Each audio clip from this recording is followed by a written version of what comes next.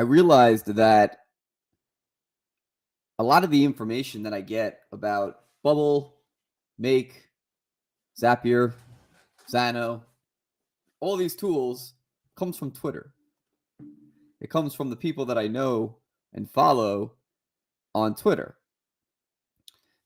So I realized that not everyone, like, I've cultivated this feed because I only post about no code shit, and it's not cluttered with like other stuff. And I realized that not everybody, people may post about different topics on Twitter, which kind of like, will bring different information into their feed. So I think when I'm looking for like what's happening and things that I should be aware of, I think that the information that gets posted on Twitter about no code stuff happens sometimes before the platforms themselves even announce it.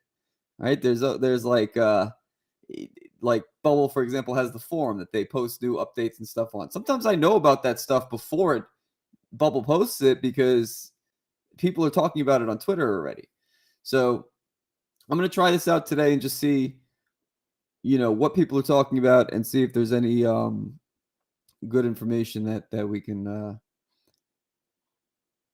look to Twitter for.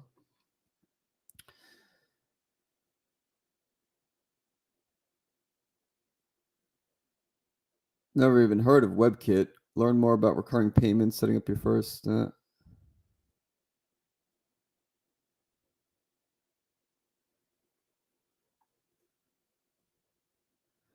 Tanaka.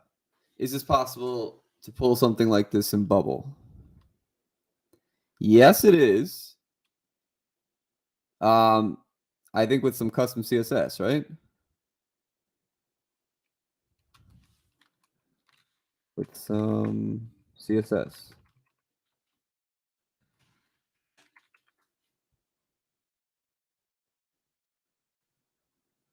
So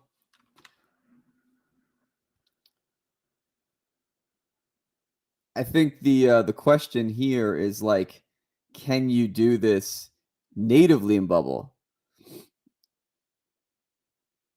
Probably not. So actually, that's probably a better answer. Probably not natively, but with a plugin or some CSS.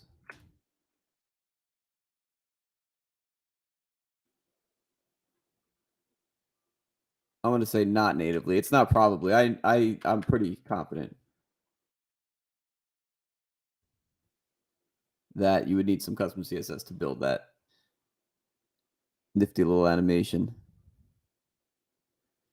All right, best part Bubble tutorial, exporting groups into PDFs. Let's see.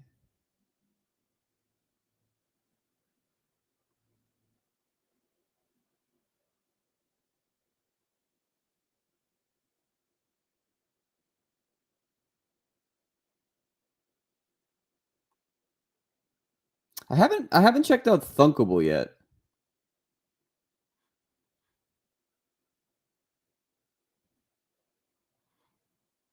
Build powerful native mobile apps without coding, published to Android and iOS. So another app builder. I haven't used Dunkable. Maybe that's one that I got to put on the list to explore.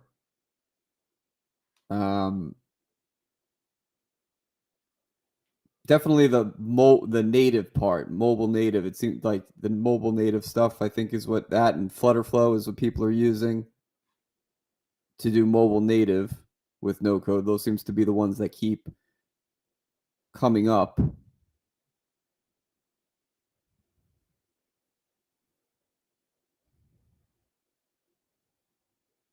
JJ's moving over to Xano. We're kind of doing this at the same time. Me and him have been having this conversation around the challenges of moving the Bubble database to Xano. And I'm getting a lot of questions around why would you need to do this? Why would you need to move when and why is the right time to move your bubble database to Xano. And I think I'm going to have a more I want to have a more robust conversation around this. I think with some other people, probably JJ and Eli and Jared. I want to get their take on it too, because we're all kind of doing it at the same time. My use case in particular is the importing. The way that Xano enables you to import like just CSVs with like millions and millions of records. That is a big attraction. The way that you can index the table so that it only look like when you're performing a search, you can only look up to a single or one or two columns as opposed to the whole table. The fact that you can call an API as Xano endpoint and then it only returns specific information that you want, not the entire row. That's all has serious performance impacts on what you're seeing on the front end. So I think I'm seeing more and more that the Xano Bubble combo, right? Bubble is the front end and all of the logic, and Xano is the back end. And to some extent, the CRUD operations, you could like, I don't know where the line is, right? So like, where is the line with these new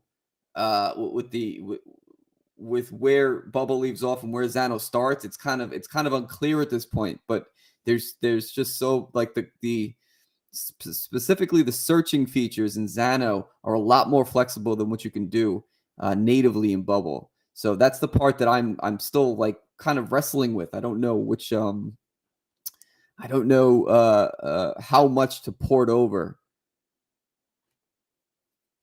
But I definitely don't think that it replaces Bubble by any means. I think it supplements it for specific use cases. There's a lot that you can do natively in the Bubble database, or there's a lot that you can do with like a lot of use. I would say that the Bubble database supports probably like 80% of use cases, and there's a lot of reasons not to move off of it. One being just that the search queries are easier if they're easier to build if your data is in Bubble. But if you're working with a huge data set that you need to import and run CRUD operations on millions of records, and you want that done a little bit more efficiently, Xano gives you a little bit more flexibility in terms of how you can run those queries. It depends on the use case. I'm not saying run off of Bubble's database, straight away. There's like I say, I would only go to Xano if I had to, and because I exhausted all of my options with all of the options that I could come up with. I was using Parabola for the data transformation. I was trying to work directly with an API from the data source, which was Atom Data, which is like property information. I was trying to. We also tried creating a custom plugin to import CSVs into the Bubble database, and it was just too much work. It is too much work.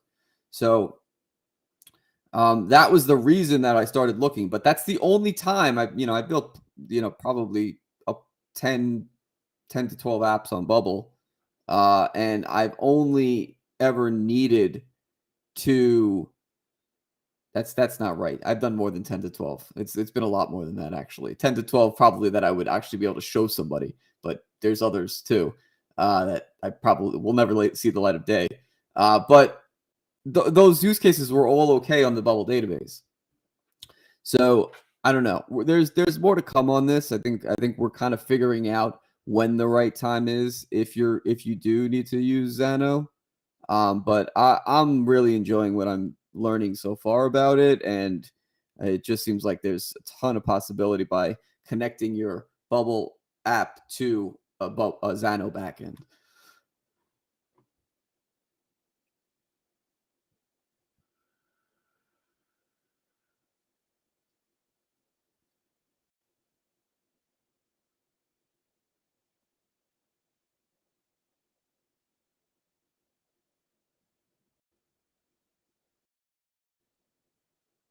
Is it possible to have 100K annual recurring revenue business while still having a full-time job? That's an interesting topic.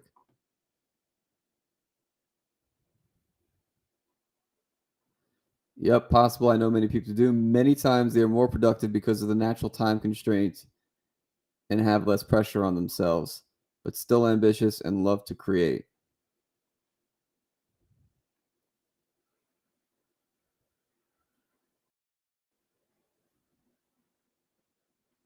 I know these three indies who had that. All of them quit their day job after they hit some self-defined threshold for their side project, though.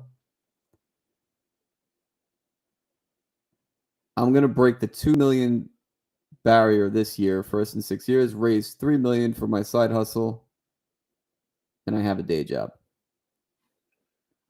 I think you can keep your day job for a lot longer than I did, right? Like I quit my job, I think, too early. I had an idea that I was so passionate and so sure that it was going to work that I quit my job over it. But in hindsight, I really didn't have to do that. I could have done this as a side hustle, and learned before I took that leap. So I think I was too early in quitting my job. Everyone's got their own kind of risk threshold, I think, when it comes to like, all right, all my income is going to come from this totally new place that I don't know anything about. That was my approach, and I wouldn't recommend it to anyone else who was thinking about this. It was just like too early. But I don't I have to go all in, or I just don't do anything. So I kind of force myself to burn your ship is an expression that I've heard. Right? If you were the conquerors, they would have this practice where they would go to a new land that they wanted to conquer and then burn their ships. So they either died trying to conquer this new land or they conquered it because they had no way to get back because they burned their ships. This is my approach to was my approach to working for myself. I kind of burned my ship. I mean, I didn't, like burn any bridges. Like I still have good relationships with the people that I worked with. But like I say, I think I could have waited a little longer before I pulled the trigger on quitting my day job. But apparently, it's possible to build this. What I would like to know is how far I could have gotten working that side hustle had I kept my day job. I think that would have been interesting to kind of know, like how far could I have really gotten with my before I became a bottleneck in the side project, and I was like, all right, I gotta stop doing day job and just focus on the side project now. I think I would have liked to gotten to that point before I pulled the trigger.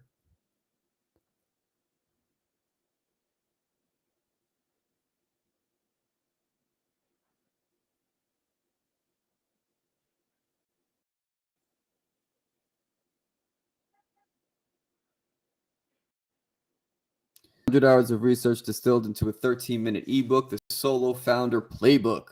Ooh, 5-step path to succeed as a solopreneur. Practical examples, actionable insights, step-by-step approach. I think this is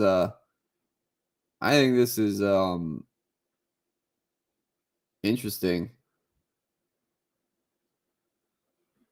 How do we reply to this? I think this is interesting because a lot of people are in this space. A lot of people are looking as a solopreneur or to be a solopreneur. I think there's mixed. I guess it's wave. I think there's mixed feelings on this, on whether or not solopreneurship is the best way to go. There's definitely some benefits to just doing it on your own because you can move fast. The idea is that you move fast. If you want to go fast, go alone. If you want to go far, uh, go with people. This is a better way to say that, but like it does kind of suck on your own sometimes. If you're a solopreneur, you're kind of feeling like you're on an island. You feel like it's not like you feel, you have to know a little bit of everything. You have no one to kind of pick up your blind spots or, um, just the gaps in knowledge that you may have that you may not necessarily want to learn. You don't have anyone else to bounce that idea off of. So it's just you. I think cultivating a a network of people that you can lean on is helpful in that case, but it does get lonely. It does get lonely as a single founder trying to get something done, especially when you're not seeing progress as fast as you would like. There's a I think I'm the most happiest when I have somebody that I'm working with that I can, bounce ideas off of, see whether or not I'm going the right direction. We test each other's kind of like challenge what each other's is focusing on, and like this is a client that I'm talking about. Even one of the reasons I really enjoy working with them is that we always go back and forth on what we should be focusing on and what the priority is based on what we're trying to get done that month. So that to me is a lot more rewarding and kind of um, satisfying, I guess, satisfying than just like building something completely on my own and you know seeing people like it. I just think it's a better way to work. We're social creatures at the end of the day, right? It sucks going at it on your own, completely on your own, anyway. Most startup founders with MRR in their bio are poor. I don't know what that means.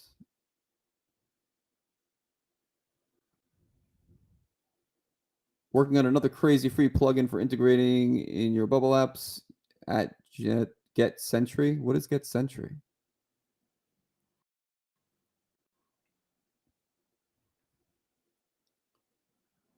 Sentry helps developers see what actually matters, solve quicker, and learn continuously in their apps. Looking for support. That still doesn't tell me what Sentry is.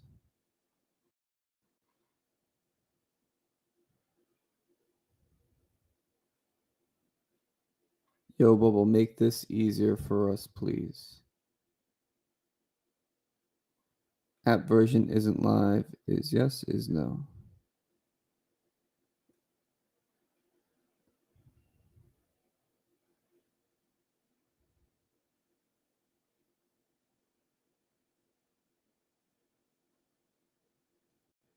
Community as a diluted buzzword is bullshit, but when you have a space you can learn from, relate to, and build trust, that's magic. Biz dev as a role is going to look different in the coming years.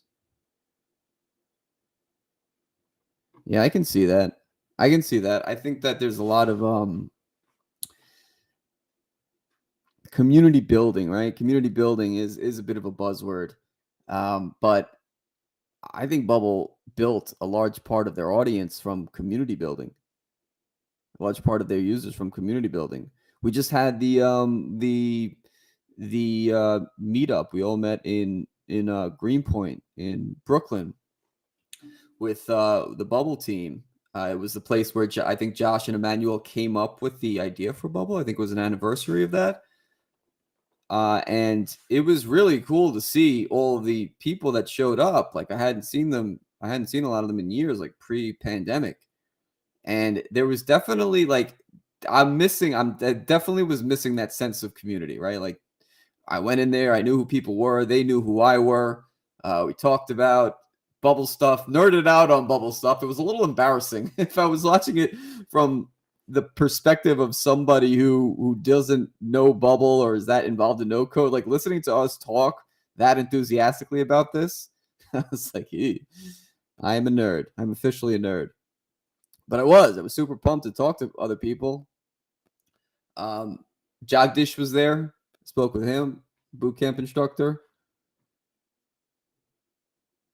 And it was a good time. So like, I would love more of that. I would love more of that kind of like physical because I'm at home all day.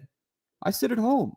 I do all of the work that and streaming and all that stuff happens from my house. So I have no real reason to be out in the real world unless there's some type of like events like this. So I hope there's more of that.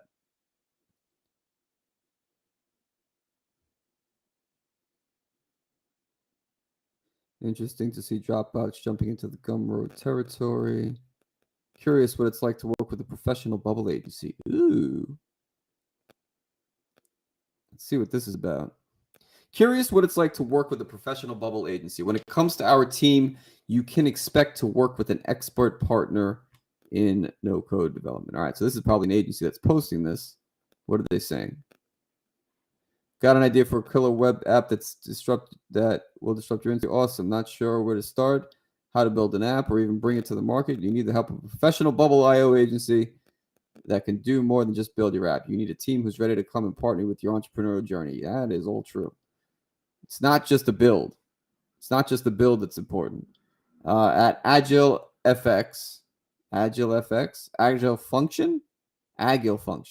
I don't know, but seems like a cool name. We specialize in Bubble IO web development, and we can bring your idea to reality from inception through the finish line. Increase productivity and drive growth for us. Agile FX or Agile Function. I don't know.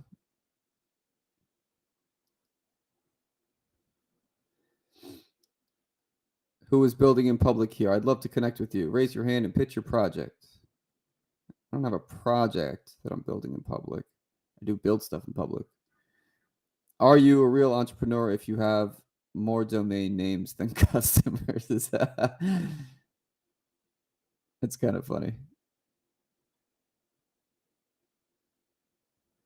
Will there ever come a day when I look back at my previous bubble builds and think, why did you build it like that? Oh my God, yes, all the friggin' time, all the time. You're not alone. I'm thinking of opening up some of my old apps as a part of a Halloween horror shows that they were. Yeah, good point, Rob. Like, it's not even. Sometimes I don't even. It hasn't even been that long. When I look back at something that I built, I'm like, what the fuck was I thinking here? What was I thinking?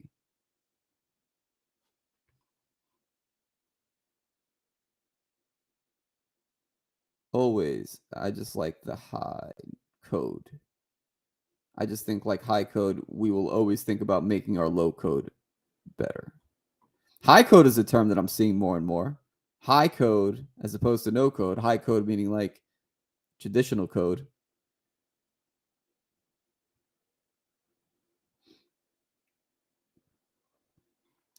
If code is any teacher, no.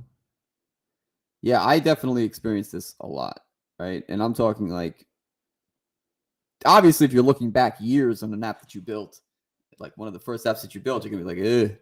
But I mean, that's more understandable because you were a noob at that point. I was a noob, so why would it be good? But there's times where I even look back to a month ago, and I'm like, what was I thinking here? Now, there's usually a reason for it. That's the thing. When you look back on an old app or workflow that you built, there's usually a reason that you did something a certain way. You were working off of the information that you had at that time. So like you may have more information now and think, well, I didn't need to do all that, but still, like you're always kind of working on the knowledge and the information that you had at the time that you build it. So when you look back, that perspective may very well change. So that happens. That happens a lot. It's not always like, oh, I didn't have the skill back then. It's like my information might have been bad or just didn't have enough when I was building that thing.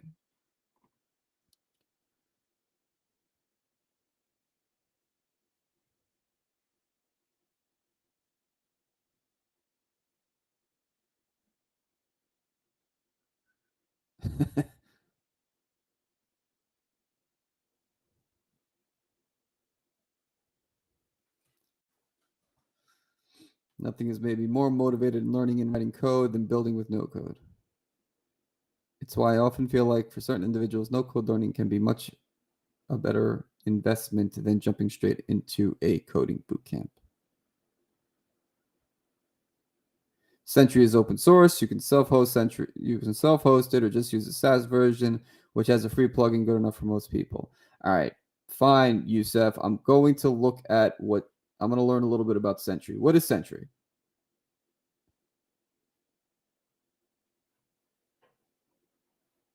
Is Sentry another app building platform? Product. Oh boy.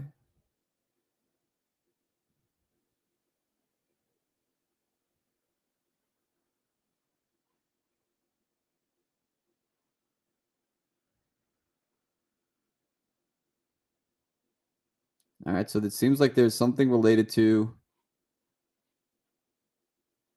code. So like what is this doing?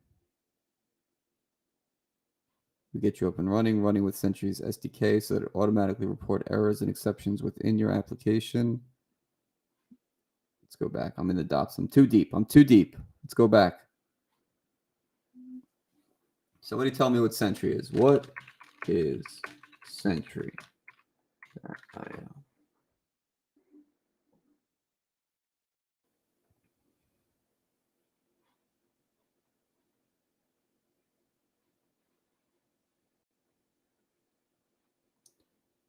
Someone else is Sentry is a crash reporting platform that provides you with real-time insight into production deployments with info to reproduce and fix crashes. Oh, okay.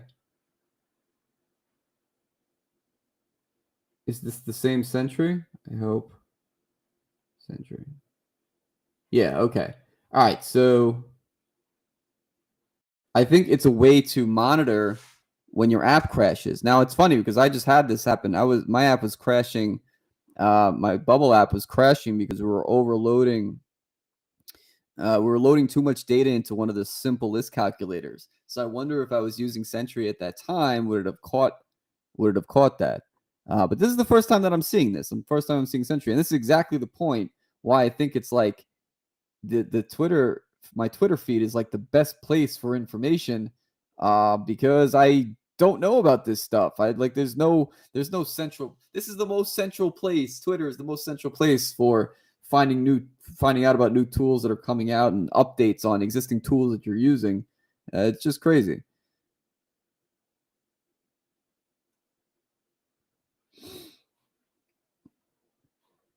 That's cool. That can be pull up backend errors. I thought that was behind some special bubble thing. Don't know what I'm talking about. The only thing that prepares you to run a business is running a business. Do you agree? I do. What's the biggest waste of money you've ever seen? Let's see what that's about.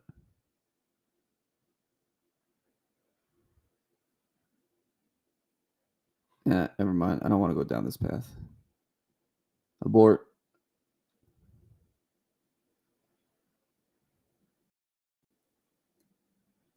Webflow freelancing, 80% lead gen and 10% web flowing.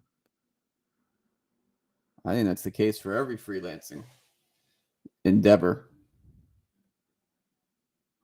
Now, maybe not Bubble. There's a lot that needs to happen. I think for Bubble freelancing, the better approach is finding a quality client, and not trying to just get those ones and twos or just lowball your pricing. If you do that, then you don't need to worry so much about lead generation. You can find the client that you like working with, and then work with them on a long-term basis. I always say there's always going to be more features to build if the client likes and trusts working with you. So the Webflow community might be a little bit different than that. Like Webflow might be, you build the design that the client wants, and that's it. There's really nowhere to go from there, at least in the short term. Whereas Bubble, it's like you build one feature, you release that, you show it to people like it and say they want this, this, and this. Then you have more work to do. So it seems to me like a Bubble freelancer can be employed by the same client for a long time. It doesn't always have to be just, MVP. Here's your MVP and I'm out.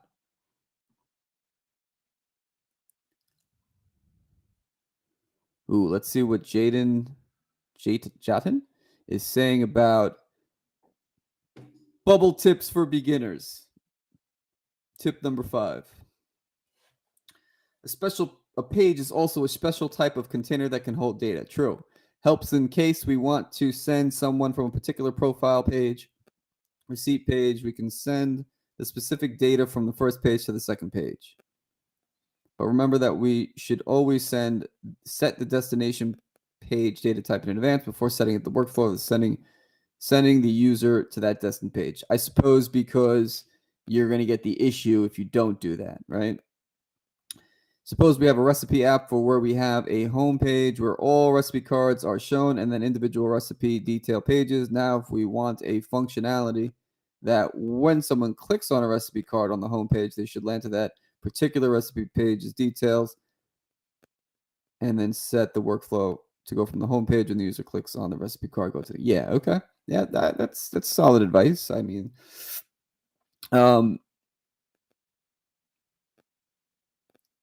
yeah. Also using in that situation, using a slug to get a unique URL for that recipe is a good tip.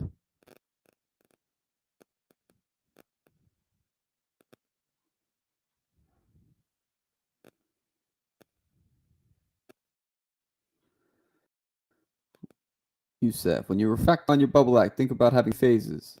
Old plus new, side by side, and new.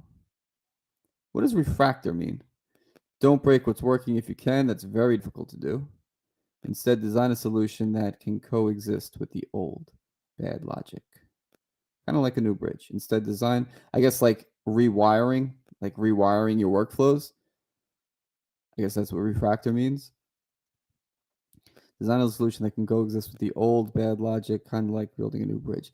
Yeah, but it's so easy to get into like spaghettifying your workflows. I'm going through this right now too. We're rewiring a lot of, because again, I mentioned the move to Xano before. We have to rewire a lot of these search queries. And there's now that I see like what's possible to do in Xano, it's instead of the bubble front end, it's like there's so many extra elements and old things that we don't need anymore. So I think an entire cleanup is needed.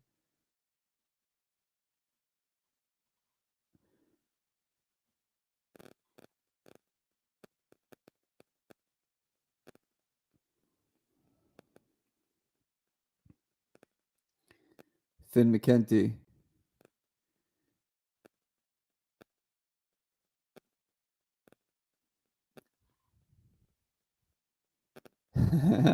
Looking at the buzzwords here. Startup, NFT, JavaScript. Am I missing something? Let me go viral.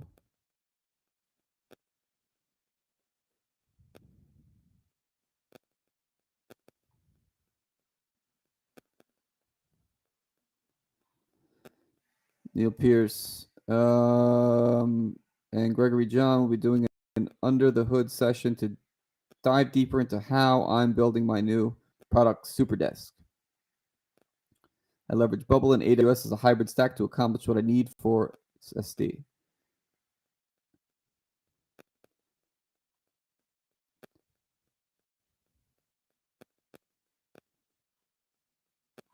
Zapier Tables and Interface is a database service and UI builder for allowing end users to interact with easier with Zapier workflows. Ooh. Zapier extends its automation service with first-party database and UI. All right, this could be interesting here. See, I don't let's see what this is about. Can I open this in a new tab? Open link in a new tab. Let's see what's happening on Zapier with Zapier. This just came out yesterday. For the longest time, Zapier, which launched in 2011, was content with helping its users automate simple workflows and build integrations between various business critical tools. That's been a business for the company, but users today expect a bit more. And over the course of the last few years, the company decided it was time to expand product portfolio. The first of these new products was Transfer.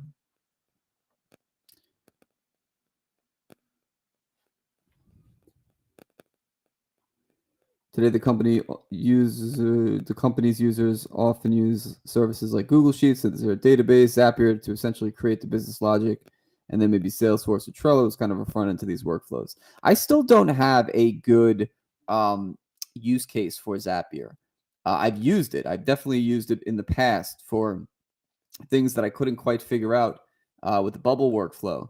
But I don't have a solid use case. I've been meaning to talk to Olivia Look about this. I hope I can get her on. She's very deep on Zapier, so I'd love to get her perspective on when and where to like think like when should be people think about using a Zapier integration or Zap creating a Zap for something that may not be automated. In an interview ahead of today's announcement, Zapier's co-founder and president Mike Knoop noted that about half the services usage these days consists of these software type use cases, but that's also a very brittle system where any chance in the worksheet. I mean, I think they mean change can cause the whole system to stop working. Yeah, that's my concern. That's my concern with Zapier, or that the relying too much on those is that it's not Zapier's fault. It's like when the third parties that they connect to change things, it breaks the Zap, and that's what scares me a little bit. One of the biggest pain points we heard from our customers is that while Zapier has really good coverage over the logic side, the code side, if you want to think about it like that, they were just telling us about all of these common pain points, like having to integrate third-party tools for the UI and for the data storage layer. So what's the announcement? I don't understand.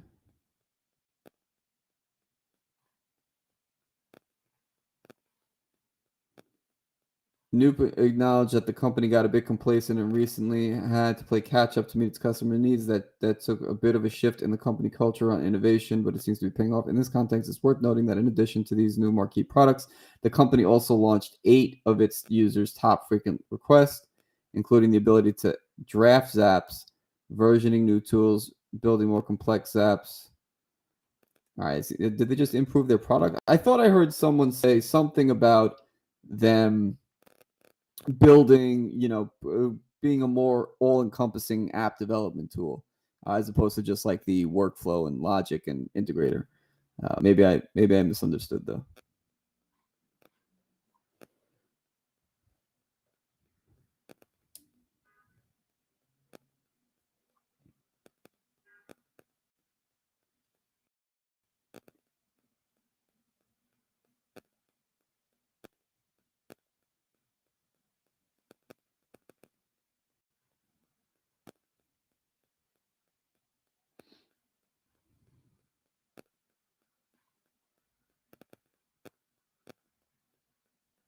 Harold, being honest to myself, I don't think I'll ever be able to build an advanced SaaS myself soon. So instead, I chose to support some other makers with their journey, which is probably the closest I can get to being involved in such great builds. Will you help me support them?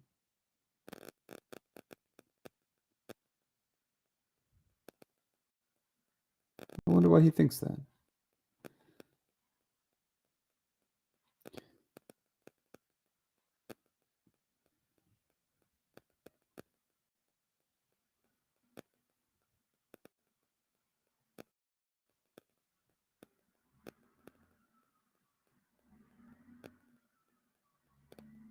I want to see an example of how e-com stores build on Bubble look and feel. I don't see any great looking ones. An e-com store. I wish I had a one to point to. An e-commerce store built on Bubble. I don't have any that come to mind for e-commerce. Not that it can't be done. I just don't have any that come to mind. I think that speaks more to the complexity in building a two-sided marketplace, that there's none to point to, rather than the technical capability of a platform. Like one that stands out. This isn't an e-commerce platform, but one that stands out is Jonathan Timianko's peer sharing, where he's got boat rentals. He's connecting people who need dock space with, like, for their boat temporarily, with people who have a dock and they just don't use it, which is an incredibly complex problem. And he's been working on that for the last 5+ years, and that kind of operates. It's a two-sided marketplace. I don't think that the e-commerce part is really important. It's the idea of how complex and difficult it is to build two-sided marketplace, because you have to get both users on the platform at the same time, right? And that's really difficult to do without some very creative strategy that goes way beyond technical specifications. It's like how do you get solve one person's problem first, and then now there's people using the platform. Hey, look, now let's introduce this second group of people that are needed to make this a fully functioning marketplace or e-commerce store. It's just really difficult to do. Some of the finest companies built on Bubble. Ooh, here we go. Many people, No Code Santiago. Many people believe that no code only serves to create MVPs. I think they're wrong. Below are 20 companies you didn't know were created in Bubble. Remy is a culture building platform that helps companies build and measure workplace culture remotely through a number of tools. Hello Prenup. I think they were on Shark Tank. Hello Prenup. One Bubble app made it to Shark Tank. I forgot who it was, but I think it might have been this one. Hello Prenup. Zirkles. The next generation of ad-free blockers that pays you real money. Serenifits, employee satisfaction surveys that help companies retain their employees. Look, this is a very pretty user interface. Where does this take us? To the login?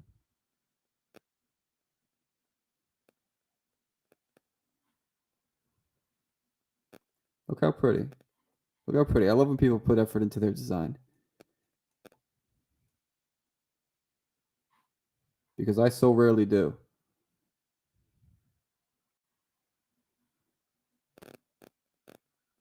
Income, the most intuitive, affordable, and smart way to automate your business and focus on what really matters. Cool. Income. They are definitely using, I can tell by just this screenshot, that they are using the Apex chart plugin.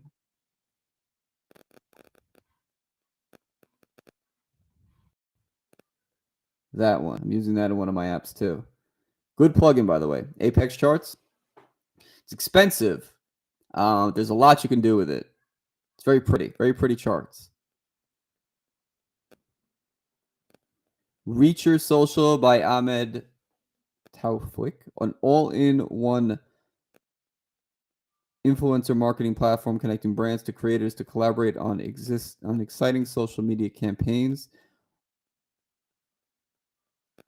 I wonder, see, this is the a lot of these apps, I mean, maybe the exception here is Hello Prenup, culture building, workplace culture remote. A lot of these apps are serving like online communities, it seems to me,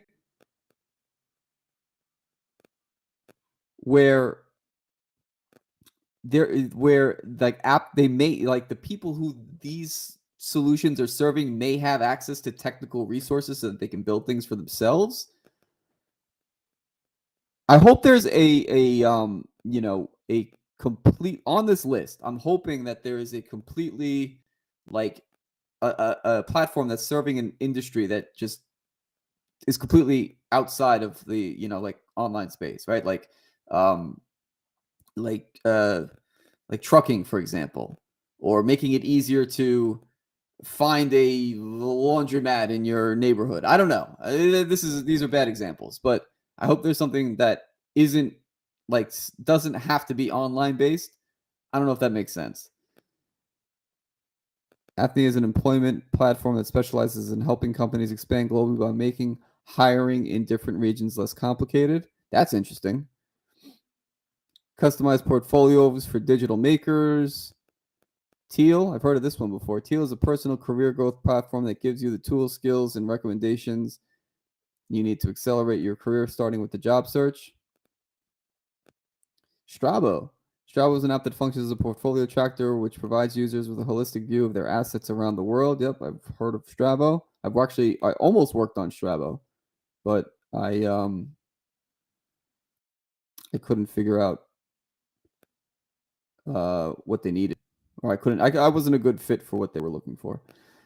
Comet is a marketplace of talented tech data freelancers as well as companies that are looking for engineers and teams of specific projects. They raised over 12 million. Legacy planning is not necessarily on the top of people's list of priorities. In fact, most families find legacy planning daunting and end up feeling financially unprepared for death. Life Legacy is a platform to resolve this issue. That's cool. See, this kind of goes into what I was talking about. This is serving a totally different community of people here. Probably people who are, I don't want to say old. That doesn't seem right. Not old, but like, they don't have to be. It's completely unrelated to tech. Maybe that's more what I was saying. This problem that they're solving is completely unrelated to technology. Engaging video and photography for listings and brand. Paytable provides easier and more straightforward way for sellers to track their sales and subscribers, authorize access, protect their document links in a comparison to the traditional way. Coins is an app to pay down debt. They have raised over $2 million in funding. CodeMap, higher top no-code and low-code development. Yep, heard of CodeMap. Shopify apps for data analytics. Dividend Now. I think this is the Dividend is I think is the largest platform, or the platform that has raised the most money that's built on Bubble. I'm pretty sure.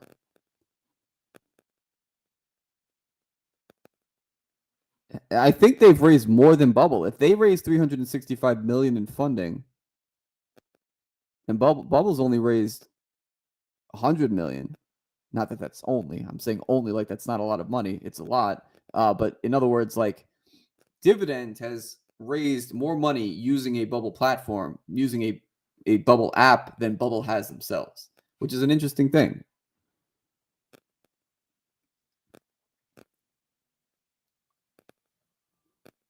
Smart sign-in sheets for open houses. Kill your okay. This speaks to what I was saying before. Smart sign-in sheets for open houses. Open houses, like people sign into them, and then you have to, they probably like most agents are used to like doing pen and paper stuff. So this is solving a completely problem that's not in the tech space. It's for open houses with a technology solution. Kill your terrible ideas faster. Yep, that so allows you to launch landing pages and start collecting signups in less time than it takes to design point logo. Ooh, that's interesting. Yep.so. So you can spin up a quick landing page to see how people are reacting to the app that you're building or the app idea that you have. And this is a great starting point. I gotta bookmark this, because this is idea to sign up in 15 minutes. Like, this is what you want. This is like the smoke screen to see. This is your first step to seeing whether or not you're solving a problem that people care about. And you don't need, I think the part that I love about this is that you don't need to start building anything. You just put together this landing page and you can start getting signups to see if what you're building should you take this to the next step of development. This is a great first step to getting feedback on an idea that you might have. Great job, Santiago. This is a great list. Let's retweet this.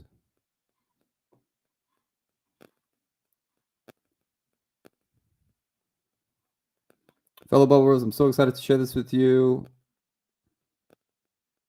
Anita and I created something truly amazing, built 100% with Bubble, including introducing MicroPortal, an AI assistant that makes it easy to create and share personalized web pages from your call notes. Marina, if you don't know her, is an amazing bubbler. She builds these beautiful pages. Let's see if we can get MicroPortal.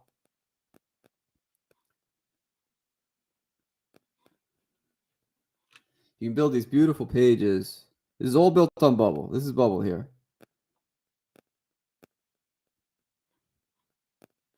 This image is not coming in.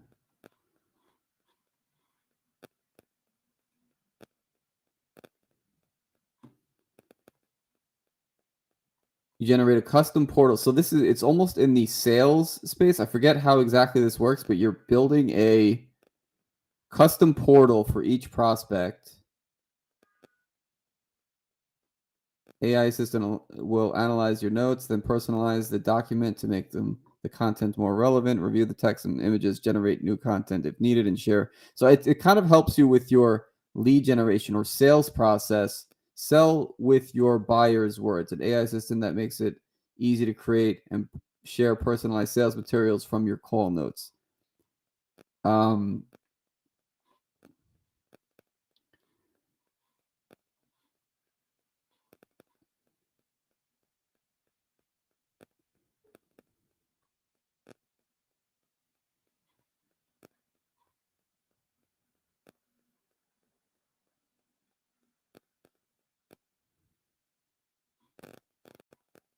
Let's see, which tip is this?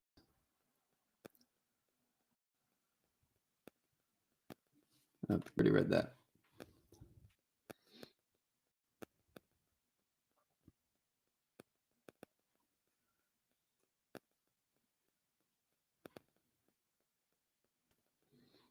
Uh-oh. 8 signs that your low-code platform is over-promising and under-delivering. How do we see this? Is this a link?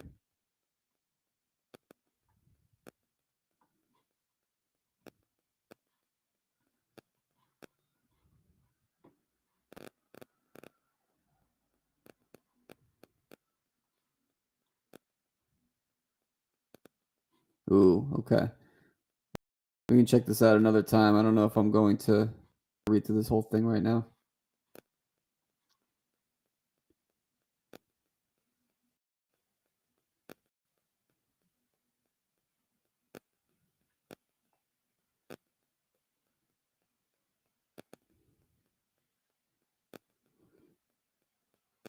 These are good books right here. From Victor. 4 libros que cualquier persona que está creando productos digitales debería leer. Let's see how good my Spanish is. 4 books that any person creating digital products should read. The Lean Product Playbook. Haven't read that one. Inspired, Marty Kagan. Haven't read that. I read The Mom Test. Love this book. And Hooked. Hooked is scary.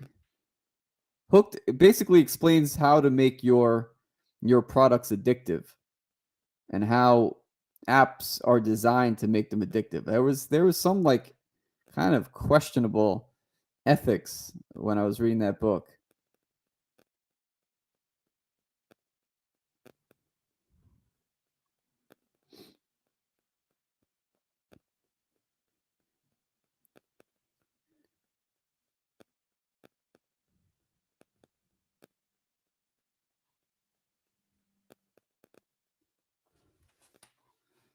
All right, here's coming back to the Zapier thing. I really want to understand this. Zapier now does automation, database, and interface. So Zapier has a database now? Join Zapier's early access program to get access to tomorrow's no-code automation product and features.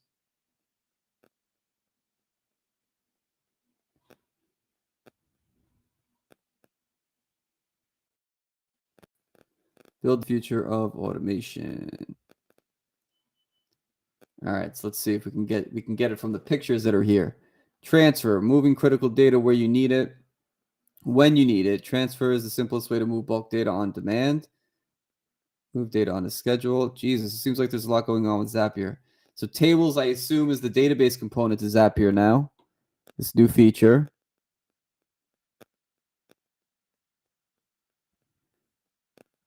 They're building interfaces. Instantly build dynamic interfaces that connect to Zaps and data source like tables. Interfaces gives you a drag and drop way to build visual workflows for any business process without coding. So they are doing a lot of, I suppose, like, when does this become, when do all the no code tools kind of just kind of merge into the same thing? If Zapier is now going to put out a backend and a user interface, it rivals platforms like Bubble. Um, I mean, the Zapier people, I'm sure, are going to be happy about that. But if all of these tools are, kind of encroaching on each other's like strong points, I don't know. Like, how do you think about who is this? Is this like, is it competition now? Does it become competition between these products for users' attention? And if that's the case, then it's just going to come down to straight, marketing tactics. Who are you marketing to? And but I almost like it better that they stay separate and do one thing really, really well. Like I talked about this last time about Bubble. It's like people are always talking about how Bubble will never scale to the enterprise level. And my thought on that is, so what? That's okay. If Bubble remains a service provider to small, mid-size, and startups, to test ideas out, is that necessarily a bad thing? Do we always have to be looking to get into the enterprise space? Is that always the end goal for these tools? Um, but I don't know.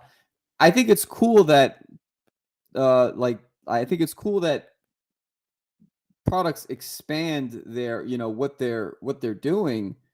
But I'd rather see them go deep rather than wide, right? Just keep improving what they're doing awesome, in a way that no one will ever be able to catch up with you, right? Like, um, yeah, I just like, if Zano is just back end, is just focusing on back end and just focusing on becoming the best possible back end platform without having to worry about, like, oh, we're gonna add a user interface component to Zano now so that it's all encompassing and no code. It's like, well, we didn't go to Zano for that. We didn't go to for Zano for that in the first place. Is it because, like, will that attract a more mainstream audience, the all in one stuff? Um, I don't know. I don't know. I like it when even in a restaurant, I'd rather have fewer options that are awesome. Like three, if a menu is like four or five things, when you go to a restaurant, everything on that menu is going to be awesome. Versus when you go to a diner, you've got a huge menu and everything on that menu is mediocre. So I don't know. So I think I'm going to end on that note. Zapier looks like they are expanding the range of products and services that they're offering beyond just automation. And now looks like they're having database options and interfaces, which is interesting. I know. I just spent the last 10 minutes saying why I don't like that, but I do want to see what they come up with. This is probably my favorite find for today. Idea to sign up in 15 minutes. I think this is a great first step. Yes, yep.so. I think this is a great first step in what if you are thinking about building an app idea or building a new software idea, and you want to get the initial feedback from a group in the fastest possible way. An option like this, I've never used this, so I don't know how, I can't vouch for it, but this is the thing to think about, right? How many signups are you getting? Which features did you put out there that got people's attention? And then at least what the first thing you should build is. I love to think that in the future there's going to be this kind of accepted process of like validating the problem first before you even build anything, and then finding out which features really solves the problem that people care about, and then you build it, not the other way around. Not assume what people want, build, and then show it to people, and then realize that you spent the last 3 months building an MVP that no one cares about.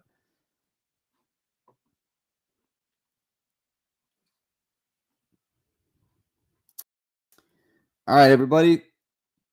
Thanks for tuning in. I will catch you next week, Monday. Will probably be 7 p.m. 7 p.m. on Monday. All right, have a great weekend.